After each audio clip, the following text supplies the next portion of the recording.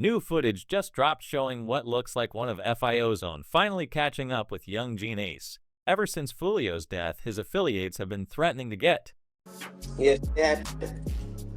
And everybody died first though. blood in the streets. New footage just dropped online showing a violent attack caught on camera, and fans are convinced it's Foolio's affiliate finally taking revenge. But before we break down everything in that footage, we need to rewind and understand how this all started. Picture this. It's May 2017 in Jacksonville, Florida, a city already known for its high crime rate and gang activity. The streets were already hot, but what happened next would spark a war that's still raging today. Zion Malik Brown, an 18-year-old associated with KTA, was killed during a home invasion on Jacksonville's west side. This wasn't just any random shooting. Zion was the cousin of Charles Andrew Jones, too better known to the world as rapper Julio Foolio. That killing right there, that was the match that lit the whole damn powder. See, in the streets, blood calls for blood. And when you take someone's family, especially in the hood where loyalty runs deeper than anything else, you know retaliation is coming. And it came hard. Fast forward to June 2018, and the streets of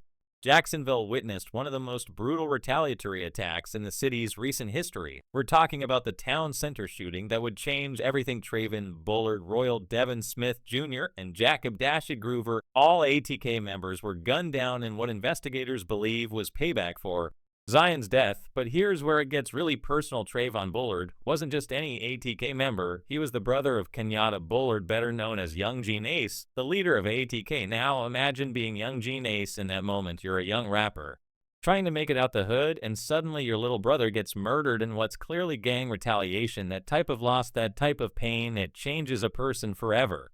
It's so crazy because I be putting the blame on me. I don't know. This survivor's remorse. You know what I'm saying? And it's just like, cause I insisted, like, look, bro, let's go out to eat. Like, it's your birthday. Yeah. You know, my best friend's birthday. I'm like, it's your birthday, man. Let's just go out. But this shooting wasn't just about taking lives. It was about sending a message in the world of gang warfare. How you handle disrespect determines whether you survive or become a memory. When Yungeen Ace survived that shooting that took his brother's life, he had a choice to make disappear from the streets or stand up and represent for his fallen homies. He chose to stand up, and that decision would escalate this beef to levels nobody could have predicted. AC, which stands for AC's Top Killers, became synonymous with Young Ace and his crew, while KTA, meaning Kill Them All, was FIO's set. These weren't just rap groups, they were actual street organizations with real killers, real territory, and real bodies behind their names. The music was just the soundtrack to the violence happening in real life. What made this beef even more dangerous was how it started spreading beyond just ATK and KTA. Other Jacksonville gangs started picking sides, creating a web of alliances and enemies that made the whole city a war zone. Groups like 6 Block, which was part of KTA, and 1200, which would later align with ATK, turned Jacksonville into a chessboard where the wrong move could cost you your life. As 2018 turned into 2019, the violence escalated even further. Willie Addison, known as Boss Goon, and an ATK member, was killed in January 2019 outside Paradise Gentlemen's Club. But KTA wasn't done. That same month, Charles Quinton McCormick Jr., known as Lil Buck, and a KTA member, was also killed. But perhaps the most heartbreaking loss came in February 2019 when Adrian Denard Gaynor Jr., known as Bibi, was killed. Bibi wasn't just any KTA member. He was FIO's 16-year-old brother, 16 years old man. That's somebody's baby brother who should have been worried about homework and girls, not gang wars and retaliation. The death of Bibi hit FIO the same way his brother's death hit Yungeen Ace. Now both leaders of these rival factions had lost their little brothers to this senseless violence. Both were dealing with that deep, painful loss that comes from having your blood spilled in the streets. But instead of bringing them together in their shared grief, it only made the hatred burn hotter. What's crazy is how this beef started spilling over into their music in ways that shocked even seasoned observers of gang culture. In 2020, ATK-affiliated rappers dropped a track called Who I Smoke that would become one of the most controversial drill rap songs ever made. This track didn't just mention dead enemies, it straight up named them, disrespected them, and turned their deaths into a catchy hook that got millions of views on YouTube. The song referenced specific killings and used the names of dead KTA members in ways that were designed to inflict maximum psychological damage on their enemies. This wasn't just rap beef anymore, this was psychological warfare set to a beat. Digital warfare and rising body counts. Now, where we left off, both ATK and KTA had suffered devastating losses. Young Ace lost his brother Trayvon, Foolio lost his brother BB, and the streets of Jacksonville were running red with blood. But instead of these personal tragedies bringing any kind of peace or understanding, they only added fuel to a fire that was already burning out of control. The year 2020 marked a turning point in this beef, not just because of the continued violence, but because of how the conflict started playing out on a global stage through social media and music. See, in the old days, gang beef stayed local. Maybe word would spread through the streets, maybe some local news would pick it up, but for the most part these conflicts remain contained to their neighborhoods. But with Instagram, Twitter, YouTube, and TikTok, every diss, every threat, every piece of disrespect could go viral instantly. This is where things get really wild. Affiliated rappers dropped Who I Smoke, a track that would become one of the most controversial drill rap songs ever made. Now I want you to understand something about this song. It wasn't just a regular diss track. This was straight up naming dead enemies, turning their deaths into entertainment and broadcasting it to millions of people worldwide. The song was so disrespectful, so calculated in its cruelty that it shocked even people who were used to harsh rap lyrics. They took the names of dead KTA members and worked them into catchy hooks, essentially profiting off the deaths of their enemies while rubbing salt in the wounds of grieving families. This wasn't just about the streets anymore. This was about inflicting maximum psychological damage while building their own fame and fortune. But here's where it gets even crazier. The music video for Who I Smoke was like a trophy case of violence. The video references at least 3 people who were killed, and the imagery was designed to send a clear message to their enemies: we'll kill you, then we'll make money off your death, then we'll dance on your grave in front of the whole world. Obviously, KTA wasn't about to let that level of disrespect slide. Foolio responded with his own tracks, including When I See You, which escalated tensions even further. Jacksonville Sheriff Mike Williams would later describe social media as the gang graffiti of the 1980s, highlighting how these platforms became the new battleground for gang warfare. Now, while all this musical warfare was happening, the real violence never stopped. In fact, it was getting worse. The music and social media beef was like pouring gasoline on an already raging fire. Every time one side dropped a diss track, every time someone posted something disrespectful on Instagram, it created more pressure for retaliation in the streets. Let me put this in perspective for you. This wasn't just about territory or drug money anymore.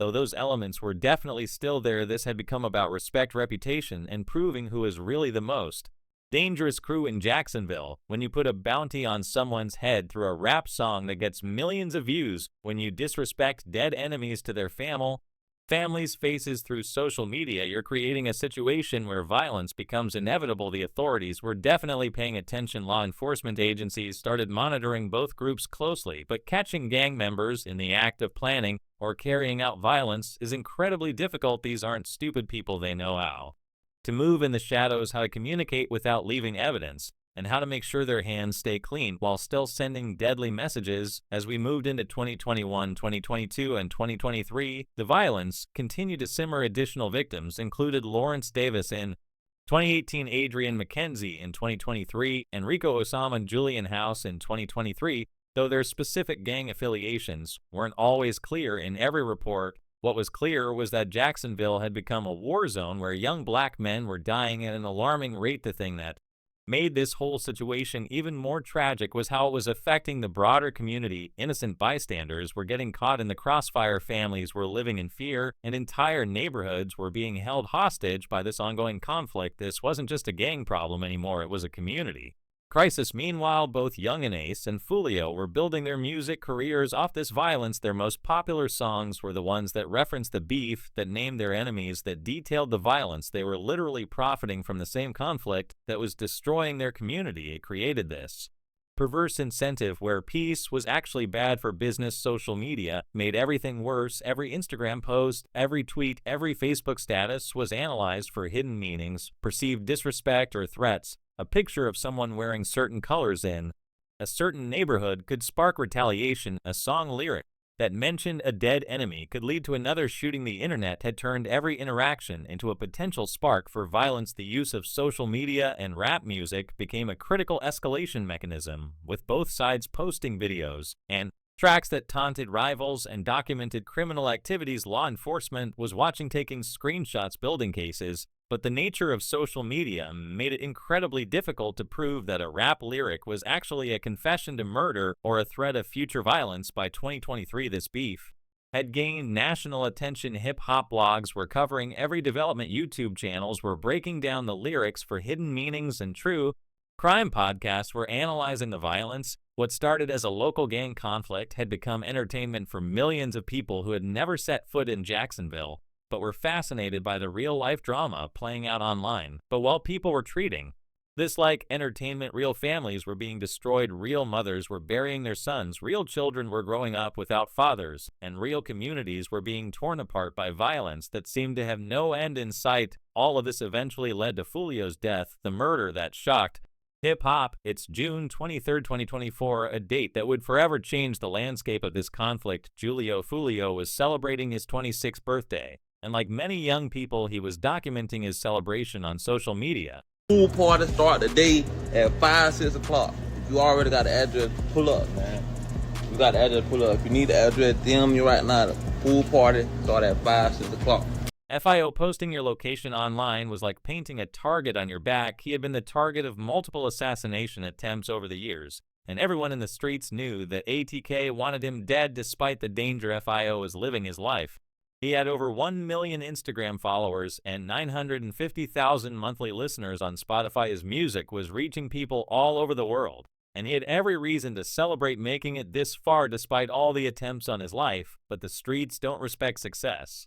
They don't respect birthdays, and they damn sure don't respect anyone who thinks they're untouchable. Foolio's celebration started in Jacksonville but moved to Tampa, about a 3.5-hour drive south. He had initially planned a pool party and an after-party at an Airbnb, but police shut down the Airbnb party. This forced him and his crew to relocate to a hotel, specifically a home 2 suites by Hilton near the University of South Florida. Now here's where this story gets really sinister. Court documents later revealed that 5 suspects had tracked FIO from Jacksonville to Tampa, following him to every location he visited that night. This wasn't a crime of opportunity. This was a carefully planned execution. The suspects, Sean Gathright, Rashad Murphy, Dave Murphy, Isaiah Chance, and Alicia Andrews, had coordinated their movements using surveillance footage and phone logs. They followed him to strip clubs, they monitored his social media posts, and they waited for the perfect moment to strike. At approximately 4:40 a.m. on June 23, 2024, that moment came. Surveillance footage shows 3 masked gunmen armed with semi-automatic rifles and a pistol ambushing FIO and his group in the hotel parking lot. The attackers fired at 2 vehicles with Foolio sitting in the front passenger seat of one. He was